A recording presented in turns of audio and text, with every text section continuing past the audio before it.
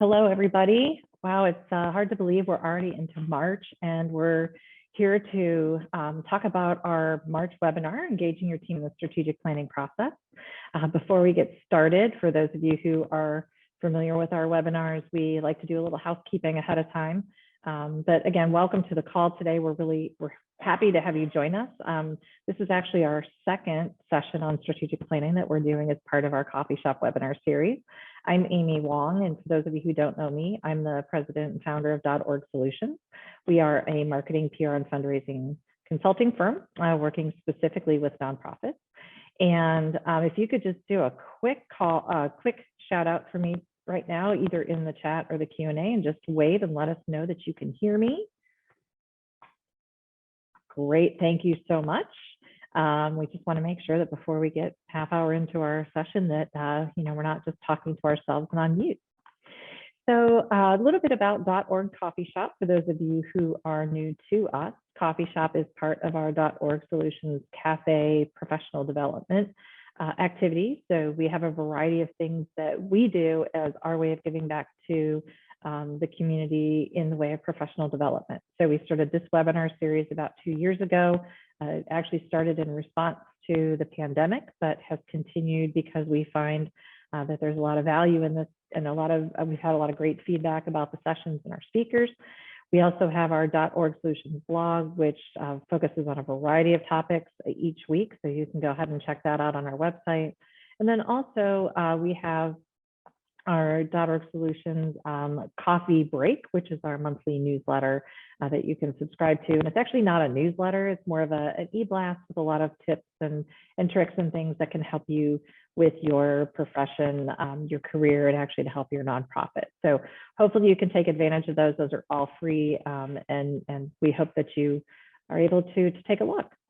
So just quickly today, the format of our webinar, we have a panelist today who I'll introduce here in a few minutes, and a moderator who is me, so I'll be asking the questions. We also have someone who's moderating. Sarah's going to be moderating our chat box and Q&A today, so we hope that you are going to be able to have lots of great questions for our panelists today. We also want to make sure that you know that everyone will be muted on the call, and the only two people that you're going to see today are Lyn and me. So hopefully you're not trying to get your camera to work or your microphone. They're not going to work today if you're trying that. So thank you also to those who submitted questions ahead of time. We'll do our best to address them. I know we did have a couple of questions, and we'll do our best to answer those along the way. But we want to make sure that if you have a question, that you're actually asking that question when you have it. So please put those questions in the Q&A feature, and we will get to those throughout the time. So we will also be leaving 5 to 10 minutes at the end of the session today to answer any wrap-up questions. So if you feel as though you want to wait till the end to ask your questions, there will be time to do that as well. And in the interest of everybody's time, we do limit these sessions to an hour so that you can plan the rest of your day. And if for some reason you have to drop off the session today, or if you want to share this session, we do actually record all of our sessions, and all of our webinars are recorded on our YouTube channel, so you can look for those as well. So let's go ahead and get started now that all the fun housekeeping stuff is done. So today, as I said, is our second in our strategic planning series of 4 different webinars, which will take place again today, and then we also have one in April and May. You can view the February session on YouTube. But today we're going to be talking about engaging your team in the strategic planning process. And to me, this is one of the most important things that you can do, because not only is it important to get the right people involved in the process of creating your strategic plan, we're also going to talk a lot today about how your team is critical to the implementation of your plan. So really, it's all about the people. And so I'm excited today to talk to our speaker. So I'm going to go ahead and introduce her so that we can get started and talk to her. So Lyn Sabino is an HR leadership development, strategic planning, and HR consultant, and an executive coach. She's got quite the resume. She has more than 25 years of senior leadership experience in human resources, education, and nonprofits. She's board certified executive coach. She specializes in team and individual performance. And she also does that through intentional development principles. She's skilled in a whole variety of profile stuff for people, things like DISC, the 6 types of working genius profile, kind of life languages, and several more. She has her master's MA from Youngstown State University. She has an executive coaching certificate from the Weatherhead School at Case Western Reserve University. Also a BCC board certified coach, I'm sorry. She is a senior professional in human resources. And also in her spare time, she's a licensed massotherapist and a certified yoga instructor. So she has a little zen that goes with her as well too. So Lyn, I would like to welcome you today. And I've had the pleasure of actually personally working with Lyn with a client of ours several years back. And she's a wonderful addition to add to our .org webinars today. So welcome. Thanks, Amy. Good to be here. So why don't we just go ahead and get right into this, because I think we have a lot to talk about when it comes to people, right? So what are some of the first things when you think about engaging employees or board or any type of individual in the strategic planning process? Yeah, so, strategic planning is not, it doesn't have to be complicated, but it's not something you should enter into lightly, in the sense that you really want to think about, why you need to do it. And, so we begin with the end in mind, right? Like Stephen Covey says. And so we want to take a look at, where do we want to go with this? What is the end result we want to achieve? And then once you kind of have that vision, and that vision aligns with your mission, so that, everything you do is supporting your mission, then you can kind of step back and take a look at, okay, so now how can we get there? And, what are the steps we need to take? And one of the most important questions you need to ask is, who do we bring to the table for this? You likely have a board of trustees or board of directors, whatever it is that you call them. You've got staff, you have constituents, you have people who may use your services, people who buy your services, and you have a community, that you serve. So all of those pieces go into figuring out what kind of people, who you bring to the table, when you bring them to the table is important as well. And so that's, that's one of the things that it's really important to think about ahead of time. And if you're an executive director, this is always going to be forefront in your mind is, how do I pull everybody together? From the staff side to the board side to the community that we serve. If you have a sense of urgency about knowing, what you need from your strategic plan, it's going to be really important that you have your board buy-in. And, they're going to have to understand, the reason why it's important to go through this effort, because it's some work and it requires some time, but it's really rewarding, when you can start to see some of the results happening from the work that you've done. We always want to have in mind, how it's going to benefit the organization and the constituents that you serve.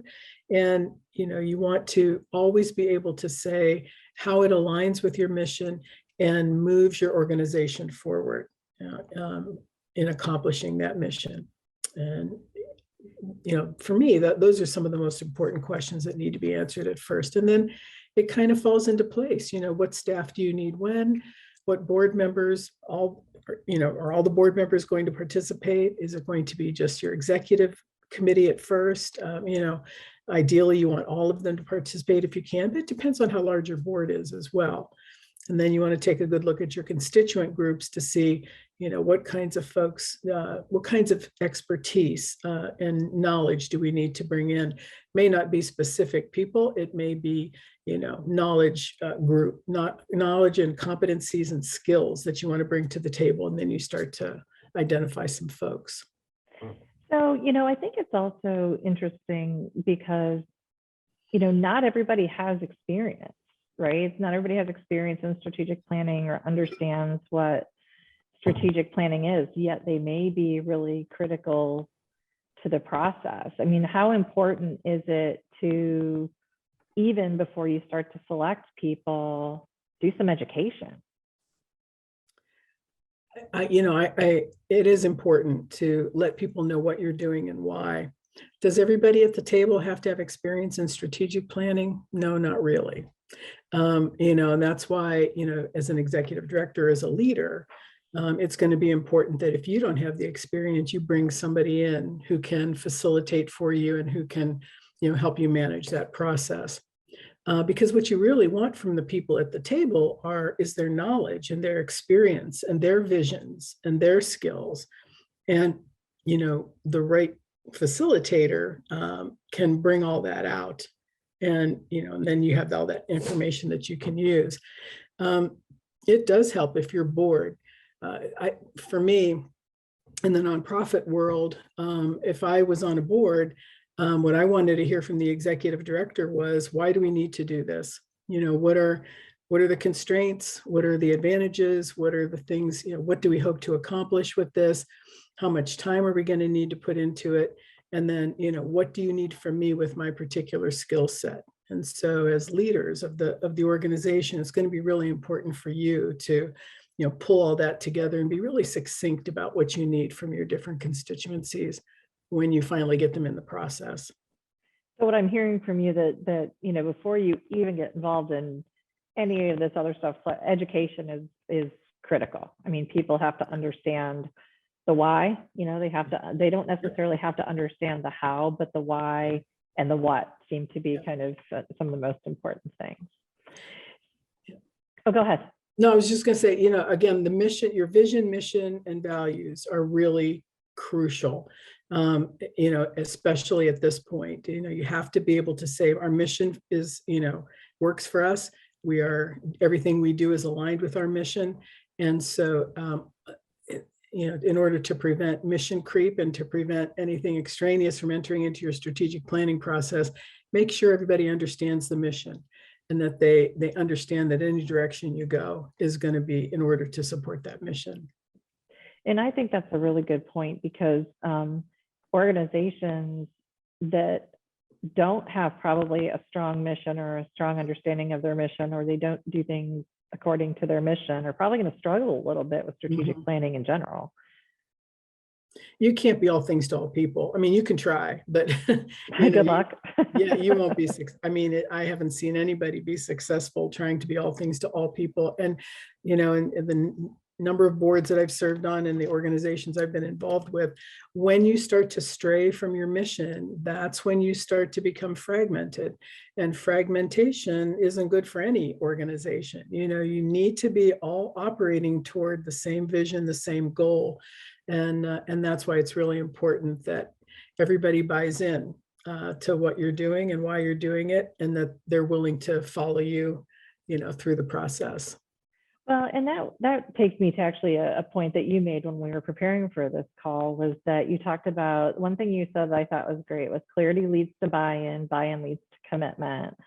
And then we started talking a little bit about, people confuse sometimes about buy-in versus consensus, right? Which are two completely different things. And when you're dealing with people, you talked about that clarity and getting that buy-in, part of that through the education. You're not really, you want clarity, but you're not, and buy-in, but you're not looking for everybody to just kind of agree as part of this process. Is that, am I seeing that correctly? Anybody who knows me knows I'm a Pat Lencioni groupie for the last 15 or more years. So, the 5 dysfunctions of a team is Pat's signature work. And I've been using his work with individuals and teams for many, many, many years. And if you are familiar with his work, you know that he's got the pyramid of dysfunction starts with trust at the bottom of the pyramid, and then conflict, and then commitment, and then accountability. And at the apex of the pyramid is results. And so the whole point is, and whether you believe in this or not, it works. In order for people to jump on board with strategic planning, because they roll their eyes and it's going to be a lot of work and we're going to have to spend a lot of time, and what are we going to get when we're done?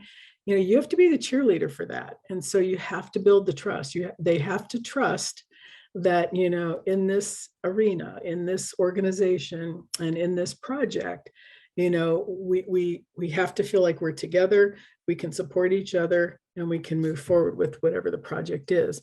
And then, and at the conflict level, everybody needs to be heard. Everybody wants to be heard. And so conflict's not always about fighting. It's about having really productive discussion around ideas and around concepts. And that's how, and when you bring different viewpoints in, that's how you get, the broadest possible perspective on your topic. And then once you have those discussions, at the commitment level, what happens in the conflict level is people start to become really clear about what it is we're doing, why we're doing it, and what direction we're going. Once they have that clarity, then theoretically, and I've seen it work in practicality too, they can start to buy into whatever it is you're trying to, bring them to, which is participation in a strategic planning process. And so clarity happens with conflict, it happens with productive discussion around ideas, and then the buy-in occurs. And so that even if they don't get their way, if it's not going to be exactly what they want, they understand why the group is making the decision it's making and why it's moving forward. And so when they have the clarity, they can buy into the direction, and then move forward to implementation, making it happen, being accountable for the results, and then eventually achieving the results. So that's why that clarity and buy-in. And in Pat Lencioni world, and I agree with this because I've seen it, I didn't believe it at first, but he really stands strong on the principle that there really is no such thing as consensus. Now, we always talk about building consensus. I really, when I had that realization, I started to look at it as it's really building buy-in. That, I've gone along with projects that I didn't totally agree with, but I understood why we needed to move forward in the way we did. And so I had clarity, I had buy-in, and then I became committed, to making it happen. So, if you work too hard trying to get consensus, you might be spinning your wheels. If you try to gain clarity and commitment, clarity and buy-in, then you're more likely to get commitment. Yeah, I really like that. The way you said that is having that, consensus is hard. I mean, because, leadership is not all about everybody being in agreement about things.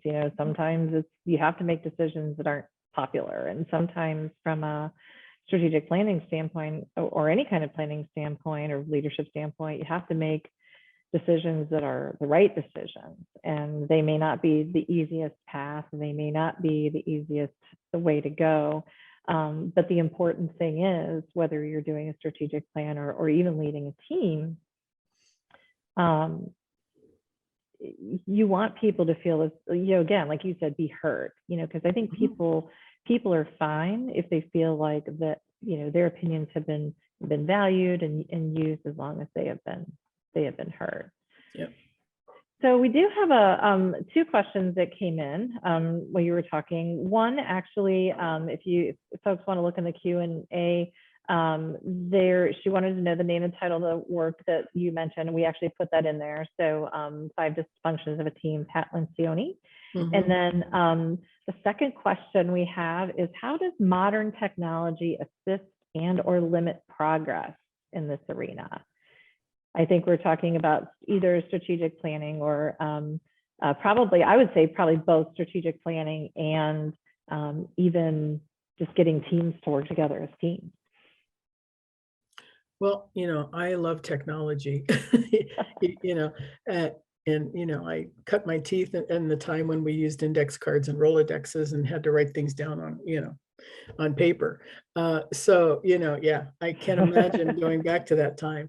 But when you think about what technology allows you to do, I mean, you could really continue almost seamlessly with your work, even during the pandemic, with the technological tools that we have. You have the ability to share information in a second, you know what I mean, if you need to. You don't have to stop and look things up and find the book and, everything. So technology, in my mind, facilitates, this kind of work in a really important way. And, and you don't have to speak from the marketing standpoint, Amy, but I'm thinking that, it, I think it also can help support clarity and buy-in by the way, information is presented, as long as it's presented with transparency and, honesty. I think it can do a lot to sharpen people's vision and help create the vision that you're looking for, that you're looking to achieve, both visually, and then what the visual impression does to people, in their thinking processes, in their comprehension, in their reasoning, as they're working through the strategic planning process. Does that make sense? Yeah, and I think that technology has like it's I'm kind of with you, like back to the index card days, even though I have a planner that I still write in every day, because for me, from here to paper via hand is a great way for me to just process and kind of calm down. I think technology has given us so much information available to us right away. I think that the balance in that, though, is sometimes I think we need to take time to think. And sometimes strategic planning isn't about just like doing. It's about, making sure that you have time to think about it and give your employees even time to think about it and reflect, because, planning is about looking forward, but it's also about reflecting on, what that forward is going to be. But so I kind of feel like there's that the technology really helps facilitate it, because, even if you have, if you want to, in years before everybody got really accustomed to Zoom and other things, it was very difficult to engage people, during the winter months. Let's say you have a lot of snowbirds who want to leave Ohio and go to Florida. It was very difficult. You lost time. Well, now a lot of them are more acclimated to certain technologies, and it makes it easier to do things. But from a marketing standpoint, I think it just goes back to anything, communication, whether it's how you market it, or just the fact that you communicate well, is such a critical thing in whether you're developing your strategic plan or involving people in the process or getting their buy-in or making that clarity. It's just really about having concise communication that is transparent. So I agree with you definitely there. Well, and there's some tools you can use, like, if you have to have a virtual brainstorming, you have tools you can use in Google Docs where everybody can add to a document. It's a live document, so you can see the changes happening. I have a love-hate relationship with stuff like that. So, but, I would say if you use your technological tools wisely, they can be, really supportive. But, what you mentioned about the thinking and the reflecting and the processing part of it, that's really critical. And honestly, in my mind, after all these years of working with all different kinds of people and organizations, for me, it comes down to just a really simple formula, if you will. Strategic planning, like many other things we do, is really about what's the reality, what's the vision, and what's the gap between those two things. And so it's the real versus the ideal, and then filling in the gaps. And that's where your strategic work lies, is making that reality become, the vision that you have. And there's a lot of work in narrowing all that down to something that's workable and doable in a certain period of time. But it's really not, it's really not all that much more complicated than that. The work sometimes, if it's not facilitated well, can become drudgery and can become difficult and have some obstacles. But with appropriate facilitation and streamlining of the processes, even the work can become energizing. It can be fun. It can make you feel really hopeful, and it can really drive an organization forward, because people own what they help create. So if you bring them together and let, even if it's facilitated and structured in a way and so on, if they have a role in creating something, they're going to be much more likely to be invested in its success. Well, and I like the simplicity of that, there's reality and then there's the vision, and strategic work kind of falls in between. I think that that has a great simplicity to it because I think it's something that everybody can understand. It's like, we're here, we want to be here, what's missing in the middle? Yeah, exactly. And, because I think sometimes people are intimidated, especially maybe somebody who's a little, maybe more introverted, or maybe has never been asked to come to the table, but has great ideas and thinks, I'm not a strategic thinker, or maybe they've been told that they're Yeah. not a strategic thinker, and that's like the worst. But if they understand that, yeah, everybody is a strategic thinker, it's just how you approach it is very differently, I think is a very important thing to make sure, that you are engaging, as you said, people within all levels of the organization, depending. Now, they may, we're going to talk about roles here in a little bit, but I think that's really a great way to approach it when you're talking to people about, really what it is. Yeah. So one of the things we also talk about, you and I talked about, was culture. And I am a huge, huge, huge proponent of culture work. I've worked in organizations with great culture. It's something that I've worked in organizations with horrible culture. I've also worked at organizations, and then here we try very hard, even though we're a small team, to have a really strong culture here. But what kind of role does organizational culture play in strategic planning? And what would you say to organizations who may not have an established culture, or maybe it's not clear, or maybe it's not good? Well, I guess it depends on your definition of what's a good culture. In the sense that, you probably all had this experience as I have. You even just walk through the doors of a company or an organization and you feel something. So, you might feel very welcome. It might feel very, open and energized and upbeat and so on. And that might be really attractive to you. Or it could feel really stuffy and really kind of top down and very closed-minded, in the sense that, it's the way we've always done it. It's the way will continue to do it. So, there's all different kinds of cultures, and different cultures work for different kinds of, businesses and services and so on.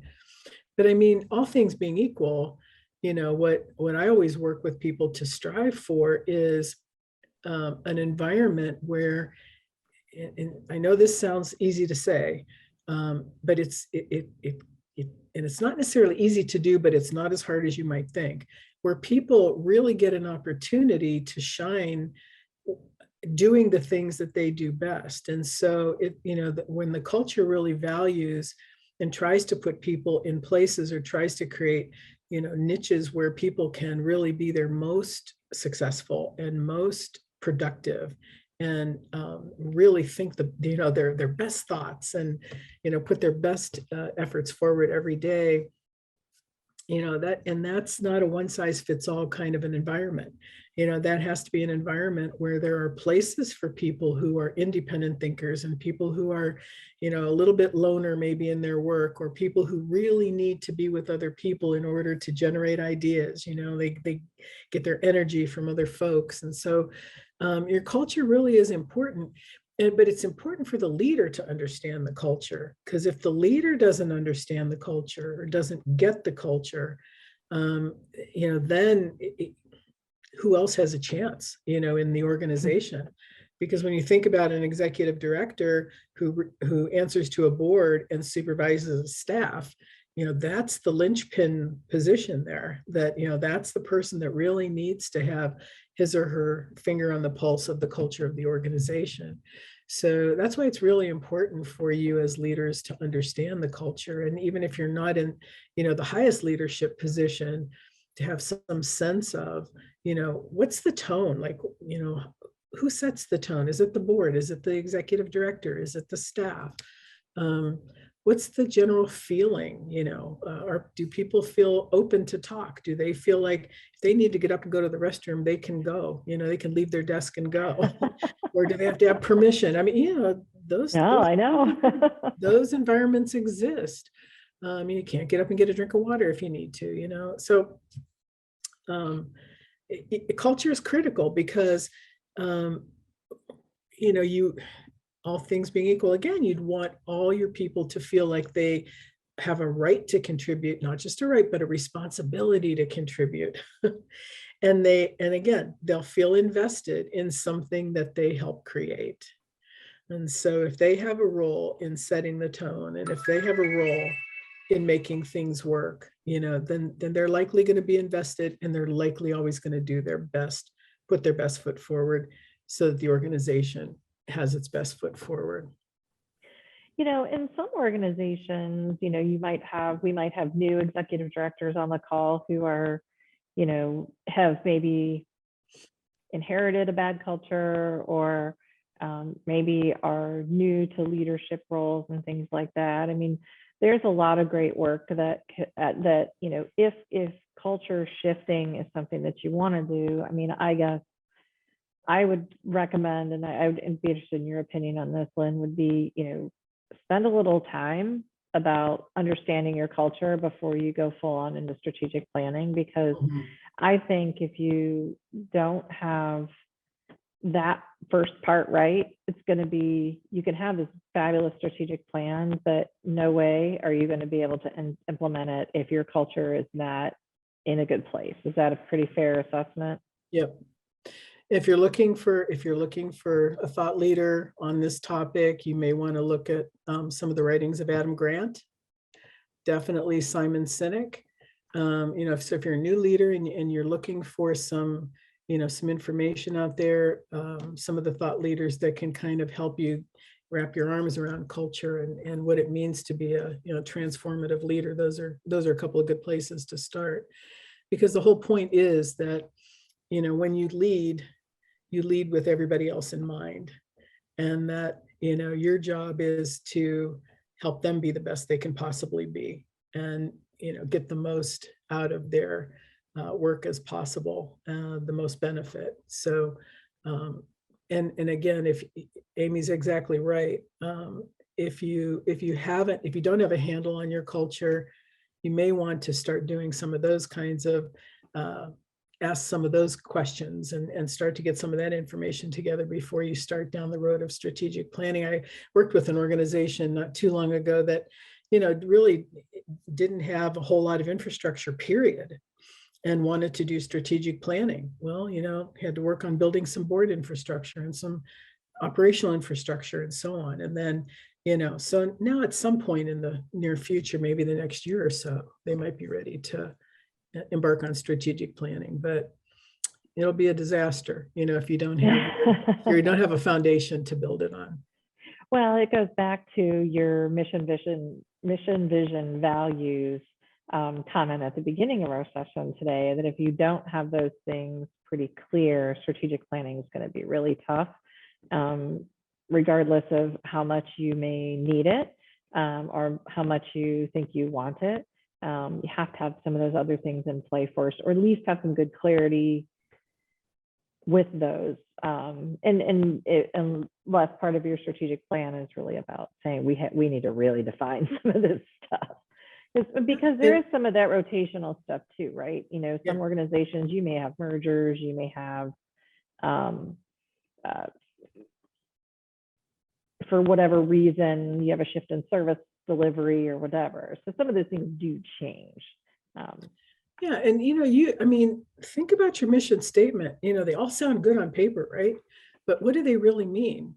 And how do they really guide everything you do? I mean, everything you do, from budgeting to operations planning and hiring and everything else, should be in very close and strict alignment with your mission. You should never be doing anything outside your mission. If you find that you always want to do some things outside your mission, got to step back and take a look at your mission. Maybe you need to redefine it. Maybe things have changed, and you gotta look at another way to express it, but that should be your guiding star. And then everything you do, from budgeting to strategic planning to hiring to services and everything else, really should be aligned with that. I agree. And if your people don't know your mission, that'll tell you a lot, or at least a variation of it. Yep. All right. So, gosh, this is one of the big ones. So everybody's like, okay, we know how to engage people. Like, who the heck do we include? I mean, you have some organizations are really small, and that might be a little easier or harder. And some organizations may be massive. Who do we include in this process? Well, your leadership team and your board, that's always a good place to start, because, if your board isn't on board with what you want to do, you're probably not going to get very far with it. And so you really have to, work on helping your board to understand. If they don't, you may have some really enthusiastic board members who are, ready to support you in every way.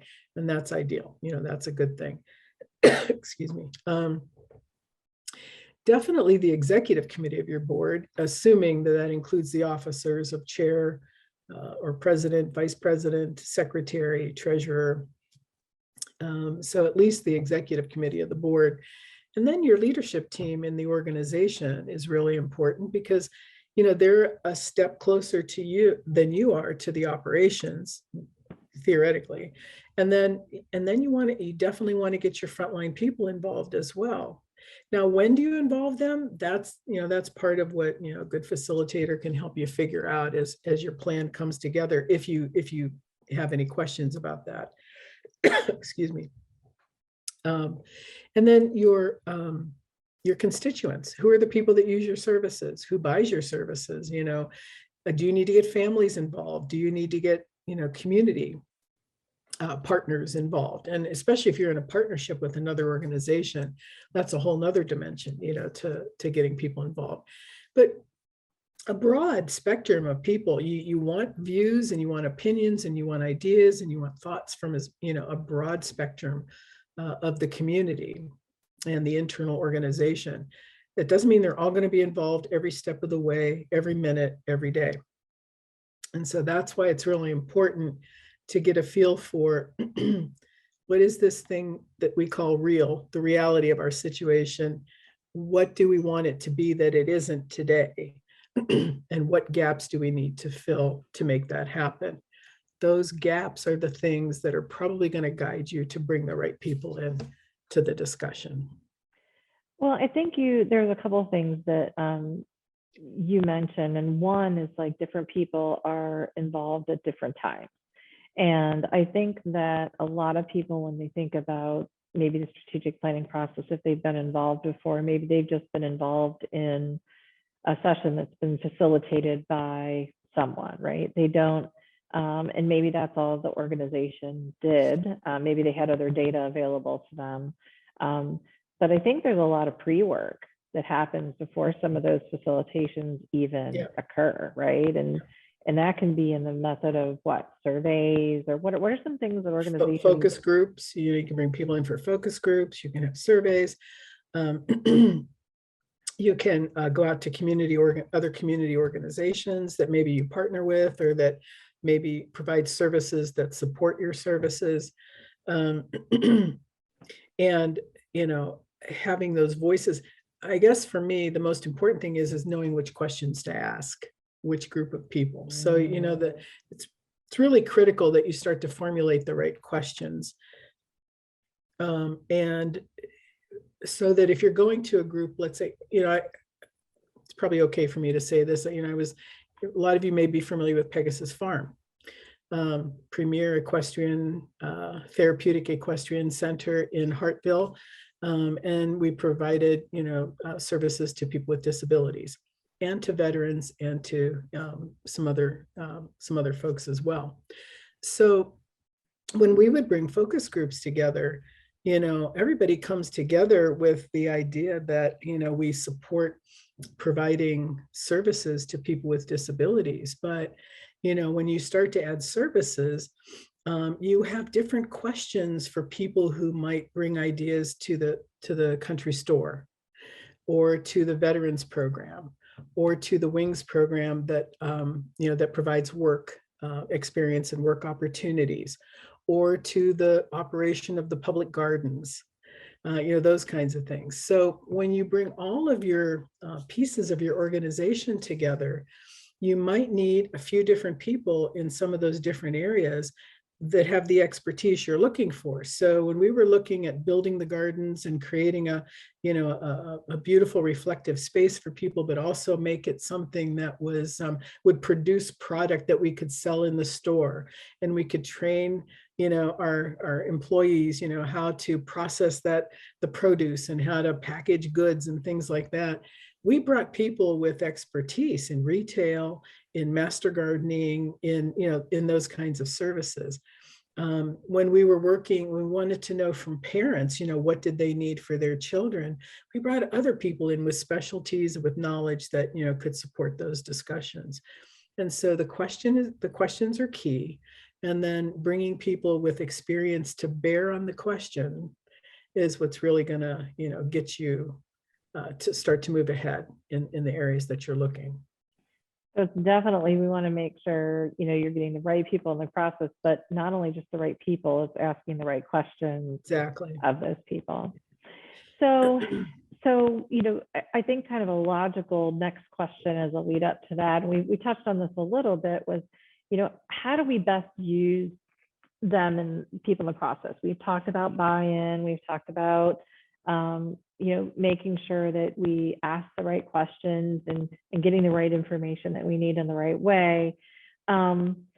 Obviously, there's different roles that people can play, and we did talk about pre-work, so like focus groups and surveys, but what are some other ways? Because obviously there's a whole bunch of other things that happen, throughout the process. Well, if you look at it kind of like a committee work, your board probably has some committees, your organization may have some committees.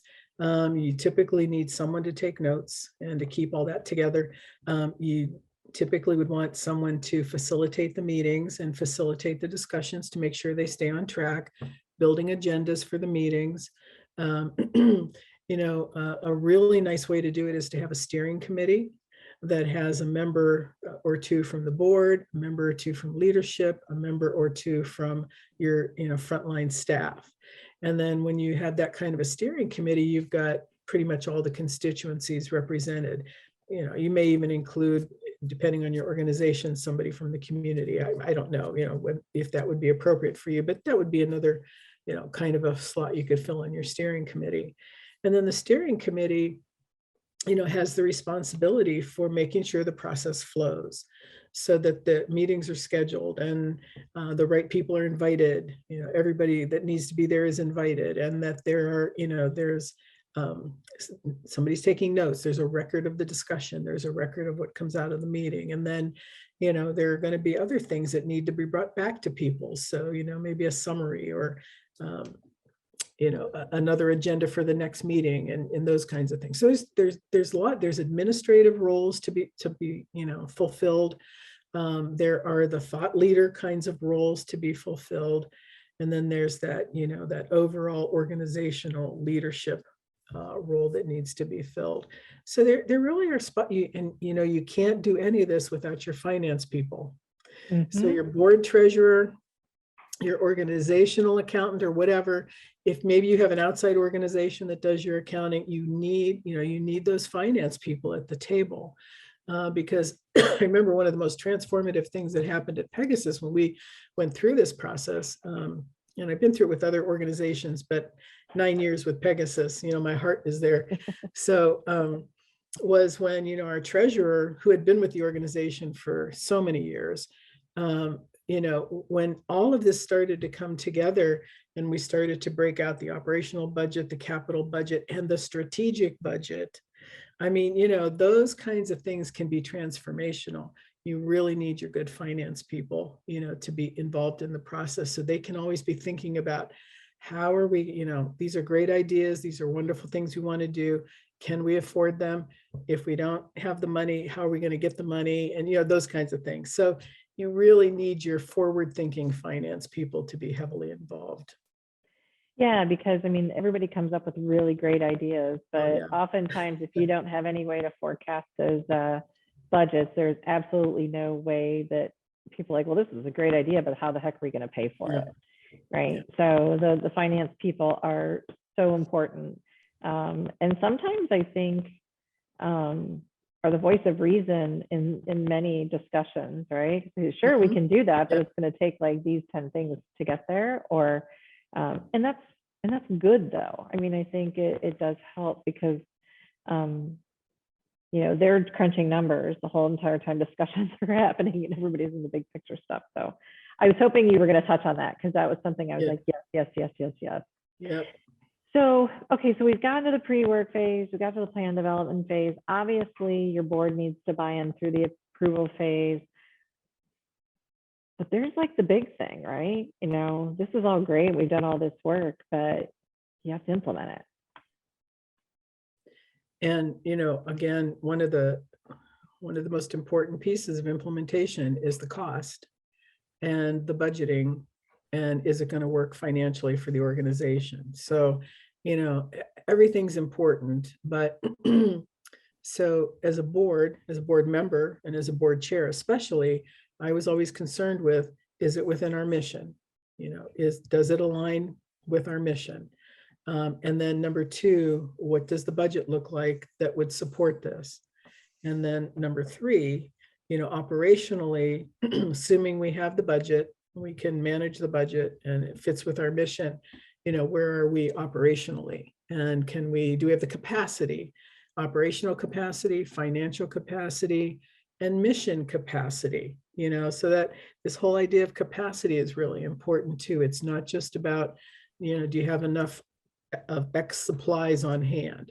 It's, you know, it's capacity all across the board, human resources, financial resources, and then, you know, everything else that goes into that.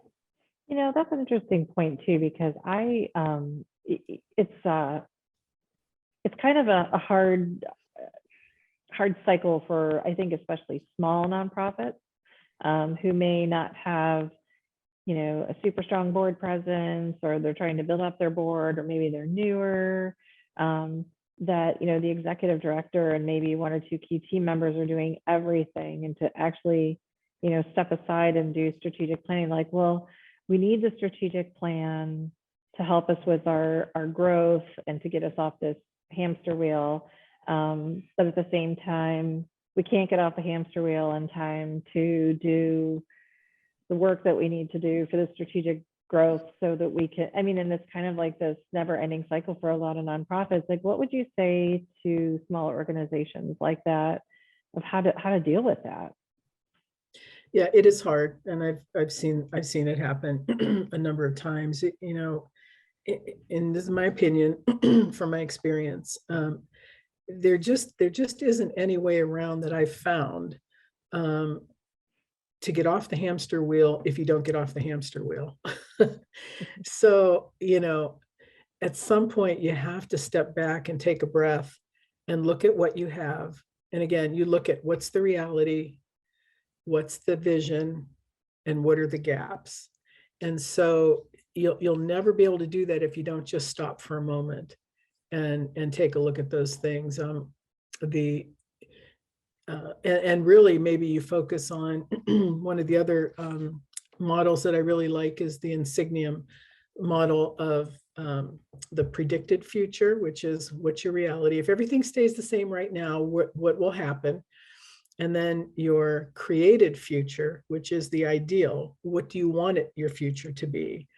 And then everything in between is what has to happen to get from your current state to your desired state. And one of the things they do is, you know, one of the things they promote is creating a strategic frame, which has all the components you need to do anyway. your purpose in it, your ambition, your stakeholder commitments, your assets and supports, those kinds of things. And, and so at some point, you just kind of need to take a little bit of time to do that legwork. And then if you need to get back on the hamster wheel for a while, you can do that, but at least you'll have a direction, like you'll know where, why you're spinning. And even the best facilitator in the world can't get you to, can't bring all those pieces together for you unless there's a willing board and a willing leader to work on those kinds of things. And I would say one tip that I would offer, and this is something I've done for a long time now. Sometimes it's not entirely perfect, but assign 1 or 2 hours a week just to think about the business and running the organization. I mean, if you are on that hamster wheel, put it in your schedule. Everybody else has no problems hijacking your schedule. yeah, And I shouldn't say that because my team is all going to be like, no, we're very good about your schedule. And they are. But most people aren't really good about that. And they're like, well, if there's space open, you can meet with me. Well, close that space and allow yourself that opportunity to be able to think and be able to plan and start to think, about how to get off that hamster wheel. So that's just my little soapbox, and I'll get off of that now. well, but you're right though. I mean, that goes back to culture. So if you're the leader, you have a role in setting the tone, setting the culture. And if you keep, if you set time for yourself to do the important things like thinking and reflecting and planning, and it's okay for you, your staff will understand it's okay for them to do the same thing. Mm-hmm. And so, it's really critical that you set aside time for that. So we have a question that just came in. I think this is interesting, and I'm going to actually tack on to this a little bit. And then we're it's already getting close to time. So here I have a question: is when should you start the strategic planning process? What I'm going to tack on to this is, and how long generally does it take once you begin? I sound like a lawyer when I say this. It depends. It's hard to predict how long it will take. If you're very efficient and you move through the process pretty quickly, it could go pretty quickly, maybe a few months. I don't know if you mean by when, like what time of year, or like when in the history of the organization or in the business cycle, but I guess maybe reframe that more as like, when do you know you're ready for a strategic plan? Maybe that's a better way to frame that question. I think one of the ways you're ready is when your mission starts to feel like it's not quite guiding you anymore. That's one thing. Like if you feel like you're always looking at things that are outside of your stated mission, or it just doesn't feel like you're still on track, it's a good time to pull things back and take a look strategically. And then, of course, in times of financial stress, it's always important to make sure that you have a plan you're following that's guided by budget. Strategic plan should always be tied to budget.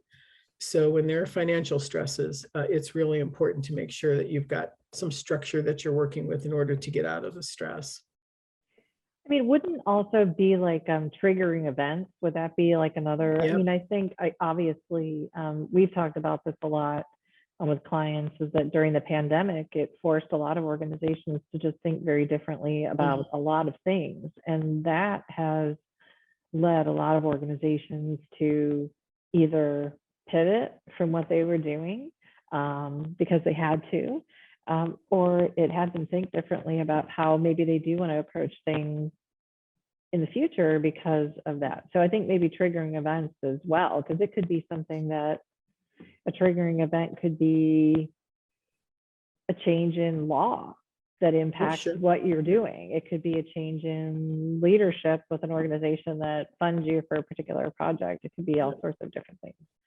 And it doesn't always have to be strategic planning that you do at times like that. It can just be reflecting, and then, doing an environmental scan to see, so what's going on now, what's in the legal environment, what's in the social environment, what's the pandemic doing to us, is there anything we need to do to adjust? And then when you figure out do we need to make adjustments? That can lead you then into a strategic Yeah. planning process. So we have about 5 minutes, and I obviously encourage any questions at this time. We'd love to have them, but in the last couple minutes that we have together, what are some final thoughts you have about engaging people in the strategic planning work? I think you have to be, if you're the leader, you have to be the biggest fan of the strategic planning process ever. And, you want to make sure that you're gonna be able to bring people together, find ways to engage them, but inspire them to become engaged. You can force it on people, but you're not going to get the results if you force everything. So see if there are ways you can find to inspire people. Maybe your board can get involved, those kinds of things. But that inspiration, that desire to really invest yourself in moving the organization forward is a great motivator. And I think, I'll, as a marketing communications person as well, it's like ongoing communication from start to finish is just so critical. And it's about, especially if they've been involved since the beginning, just continue to have those conversations as you go.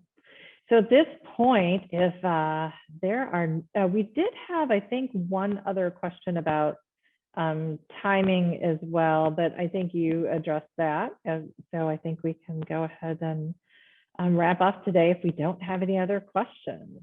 So I'm going to just share some other information here. So hopefully you can see we have a couple upcoming coffee shop webinars, and we would love to have you attend those. Lyn is going to actually be joining us for both of these upcoming sessions, I believe. On April 19th, we're going to talk about 5 key things to include in your strategic plan. And I think that is great because she and I have already talked about a lot of these things. I'm excited to share that. And on Tuesday, May 24th, prior to close to the beginning of summer, we're going to talk about keeping your strategic plan front and center about implementation and accountability. Because one of the things that is awful is to do all this really great strategic planning work and then not have anything to do it. So you can register for both these webinars on our website at .orgsolutions.com/learning. That's also where you can find information for our blog and sign up for our newsletter if that's something that you're interested in doing. Lyn, thank you so much for joining us today. It's been just a pleasure having you here and talking with you about strategic planning, because it is something I think a lot of organizations are really looking to do. It's something that's important. And also too, the topics that we're talking about over these sessions, we do have kind of some of that encapsulated in our nonprofit guide to strategic planning. So if that's something you want to take a look at, that's something else that you can download and take a look at on our website. But Lyn, again, thank you. We look forward to having you with us. And if you have any questions for Lyn or for me, our emails are on the screen, and we'd be happy to take a few minutes and answer those for you. So yeah, I'd love feedback too. If you've got any questions, appreciate the feedback if you have any to offer. Yeah, actually, we will be sending out a recording of this video within the next day or so. And with that, we do have a survey. We would love for you to participate in the survey. The surveys actually help us plan for future events, but also tell us how we can do better, because we always are trying to improve what we're doing. So thank you to everybody. We're, just right on time today. And thank you, and hope you have a wonderful day. And hope to see you in April.